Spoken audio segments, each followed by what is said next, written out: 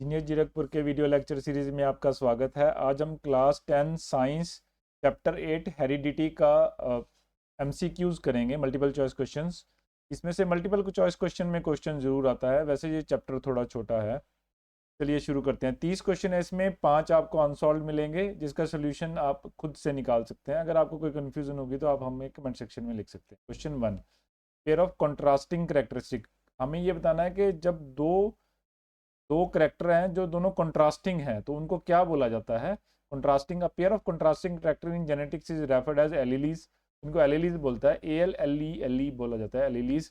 Each character is govern by pair of alleles, one is inherited from father and one is from mother. दोनों contrasting होंगे, तो answer is C. Question 2, an allele is said to be a dominant if. अब allele dominant कब होगा, कब वो dominant हो जाएगा। डोमिनेंट कब होगा? Allele is dominant if it is express in both homozygous और हेट्रोजाइगस। दोनों चीजों में वो दिख रहा है, एक्सप्रेस हो रहा है, तो वो जो है डोमिनेंट हो जाएगा। तो answer is C. Question 3, which of the following is a test cross. तो इसमें क्रॉस वाला टेस्ट कौन सा है? A test cross involves mating of an unknown genotype individual with the non homozygous recessive. तो इसमें नॉन होमोजाइनस रिसेसिव के साथ आपको क्रॉस करना है। तो बी पार्ट में ये हो रहा है, T small T multiple cross small T small T. Question 4, which is the example of homologous organs. तो होमोलोगस ऑर्गन्स क्या होते हैं? Homologous organs are referred as the organs and traits that are inherited from two different organisms but from the same ancestry। तो दो different जगह से आए हैं लेकिन एंसेस्ट्री सेम है। इस केस में क्या, कौन सा? 4 limbs of a man और wings of the bird जो है ये आपके होमोलोगस ऑर्गन्स हो जाएंगे। Question 5, which of the following features do human lack than other primates। तो अदर प्रीमेट्स के से हमारे पास कौन सा ट्रेट नहीं है? हमारे पास नहीं है कौन सा ट्रेट? तो अपोजेबल बिग टोज नहीं है हमारे पास, हमारे स्ट्रेट होते हैं टोज, लाइन के फुट के साथ अलाइंड रहते हैं। तो answer is D. Question 6, a pure tall plant can be differentiated from hybrid tall plant. अब देखिए, दो करेक्टर को क्रॉस किया गया है, दोनों टॉल प्लांट हैं, लेकिन हमने ये बताना है कि प्योर टॉल प्लांट कौन सा है और हाइब्रिड टॉल प्लांट कौन सा है। तो pure breeding varieties are one which carries the same allele for a particular character and pass the trait without change in one generation to next upon selfing। तो दोबारा नहीं करते हैं। तो जब हम सेल्फिंग करेंगे तो if the plants are tall after self pollination, अगर पॉलिनेशन के बाद भी वो सेल्फ ट्रेट में रह रहे हैं तो क्या हो जाएगा? इससे हमें पता लग जाएगा कि ये जो है प्योर टॉल प्लांट है। तो answer is C. Question 7, if fruit flies wild type colour is red. तो वाइल्ड टाइप का कलर रेड है and dominant to white eye colour, तो रेड कलर डोमिनेंट है, ठीक है, because this eye colour is located on. अब ये dominant क्यों है? क्योंकि ये वाई क्रोमोसोम पे है। The fruit flies wild type colour is red and the dominant to white eye colour, तो इसका मतलब ये वाई क्रोमोसोम में आ रहा है। Answer is a. Question 8, Mendel's concept of segregation implies that the two members of an allelic pair of genes। तो हमें बताना है कि concept of segregation से कौन सी चीज सही है। The law of segregation state that two alleles of single trait will separate randomly, meaning that there is a 50% of either of the allele will end up in either of the gamete। मतलब 50% की probability है। तो 50% की probability कैसे बनेगी? जब a part the distributed to separate gametes, तो gametes में सेपरेट हो जाएंगे या डिस्ट्रीब्यूट हो जाएंगे। Question 9, if homozygous red flowered plant is crossed with homozygous white flowered plant, दोनों होमोजाइगस हैं, ध्यान रखना है। तो ऑफ स्प्रिंग विल बी, तो स्प्रिंग क्या आएगा? तो spring is going to be half white flowered, तो आधी प्रोबेबिलिटी होगी वाइट फ्लावर आने की, तो हाफ वाइट फ्लावर्ड हो जाए।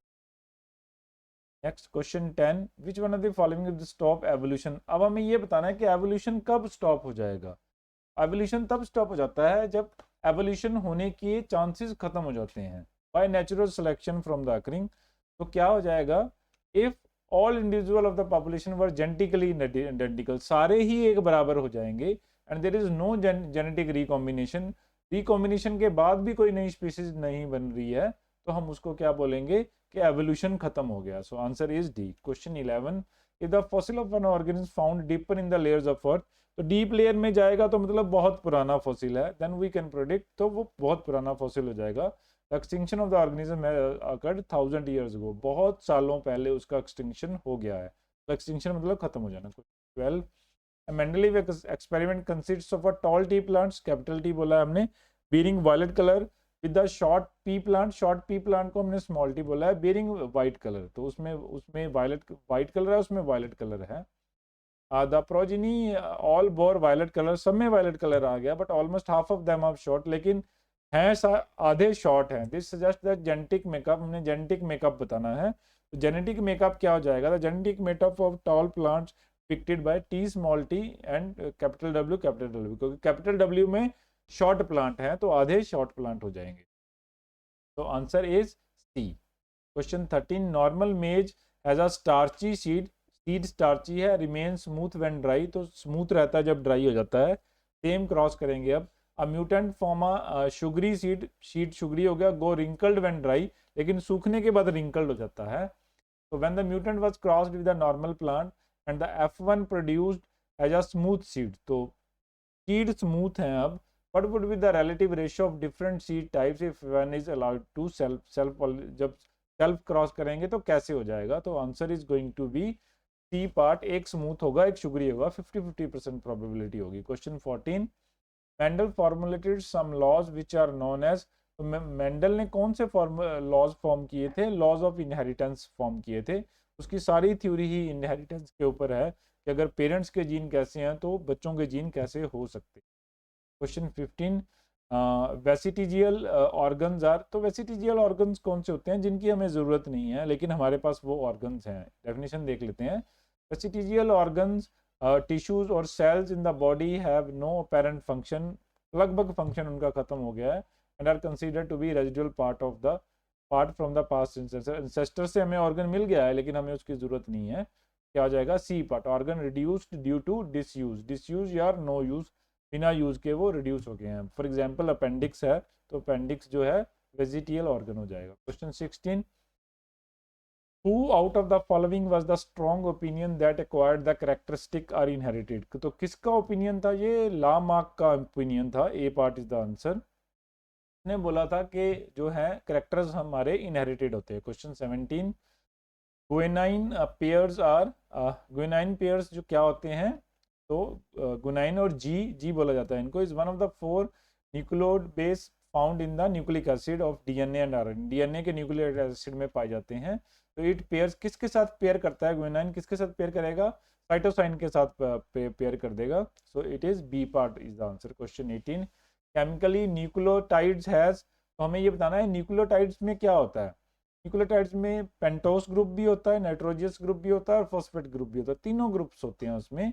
डिटेल में देख लेते हैं। Nucleoside is made up of 3 parts, phosphate group, carbon 5 carbon sugar group and a nitrogenous base, तो तीनों होते हैं इसमें। तो answer is going to be D, all of the above. Question 19, which of the following rediscovered the Mendel's work, Mendel के work को किसने rediscover किया था, तीनों साइंटिस्ट ने मेंडले के वर्क को रीडिस्कवर किया, तो answer is going to be D, all of the above. Question 20, Mendel's law of segregation is based on the separation of alleles during, तो सेपरेशन ऑफ एलील्स कब होती है, जब गैमेट्स फॉर्मेशन होता है। ठीक है जी, तो जीन के दो हिस्से हो जाते हैं, जीन डिवाइड हो जाते हैं, डिवाइड होकर रिकम्बाइन करते हैं, तो गैमेट फॉर्मेशन के टाइम होता है। तो answer is going to be A. Detail लिखिए, आप पढ़ सकते हैं। Question 21, Mendel formulated a law of purity of gametes on the basis of, monohybrid cross होता है, मोनोहाइब्रिड मतलब एक ही स्पीश का क्रॉस होगा तब गैमेट्स फॉर्मेशन होगा, तो answer is going to be B. Question 22, the earliest living organisms are, देखिए जो शुरू के ऑर्गेनिज्म थे वो सिंगल सेलुलर ऑर्गेनिजम्स थे, तो सिंगल सेलुलर ऑर्गेनिज्म इसमें कौन है, थोड़ा डिटेल देख लेते हैं। For the first living thing on the earth, single celled microorganism और microbe lacking a cell nucleus और cell membrane is known as prokaryotes बोलते थे हम इसको, तो this is the C part is the answer, ये C part है इसका। क्वेश्चन 23, सडन इनहेरिटेबल चेंजेस, जो एकदम से चेंज आ जाए हम उसको क्या बोलते हैं, म्यूटेशन बोला जाता है उसको, answer is B. Question 24, when one gene pair hides the effect of other, तो क्या होगा, रिसेसिव हो जाएगा वो, the phenomena is known referred as, तो एपिथेसिस बोलते हैं इस फिनोमिनन को, और जिसमें क्या होता है, where in the effect of one gene is dependent upon presence of one और मोर मॉडिफायर जीन्स और genetic background. Answer is C. Question 25, the genotype of offspring formed for T small T cross small T will be. तो इसमें क्या क्या क्या trait आएगा, that is T small T and T T, ये trait आ सकता है। दोनों कैपिटल टी नहीं आ सकते क्योंकि जो सेकंड क्रॉसिंग है उसमें टी ट्रेट नहीं है। तो answer is B. Question 26, complete set of chromosome inherited as a unit from one parent.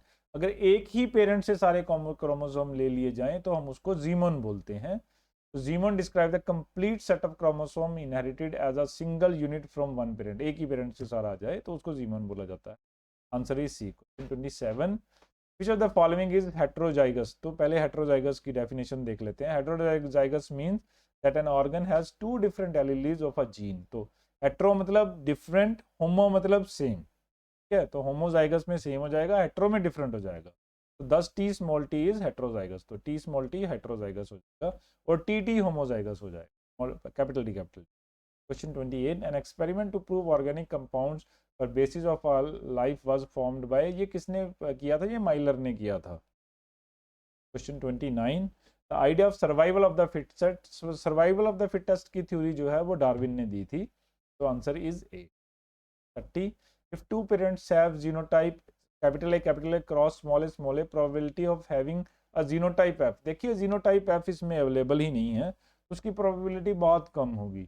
तो 25, 50 और 75% प्रोबेबिलिटी नहीं होगी क्योंकि इसमें प्रेजेंट नहीं है वो जीनोटाइप। तो answer is going to be D, none of this. चलिए हमने 30 क्वेश्चन आपको एक्सप्लेन कर दिए हैं, 5 क्वेश्चन हम आपके प्रैक्टिस के लिए दे रहे हैं। First question is heredity deal with study of. हमें बताना है हेरिडिटी किसके साथ डील करती है।